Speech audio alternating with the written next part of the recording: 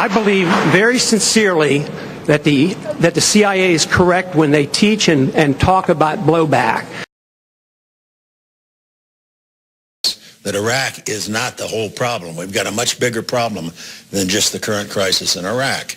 The RAND Corporation was out within the last week with a report that showed that there's been a 58% increase in the number of groups like Al-Qaeda, Salafi jihadists, and it stretches from West Africa, all across North Africa, East Africa, through the Middle East, all the way around to Indonesia.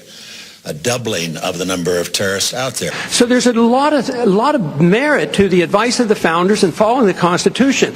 And my argument is that we shouldn't go to war so carelessly. When we do, the wars don't end.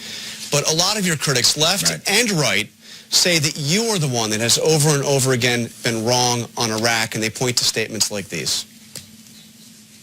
Regime change in Iraq would bring about a number of benefits to the region. We will, in fact, be greeted as liberators. I think they're in the last throes, if you will, of the insurgency.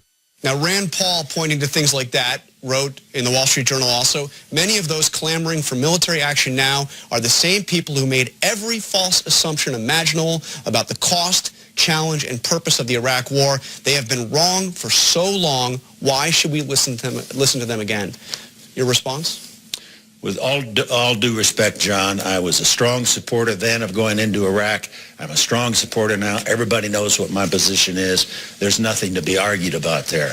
But if we spend our time debating what happened 11 or 12 years ago, we're going to miss the threat that is growing and that we do face. Rand Paul, with all due respect, is basically an isolationist. He doesn't believe we ought to be involved in that part of the world.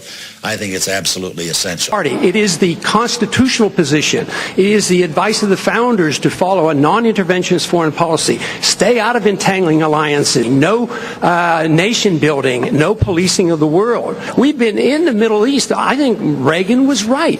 We don't understand the irrationality of Middle Eastern politics.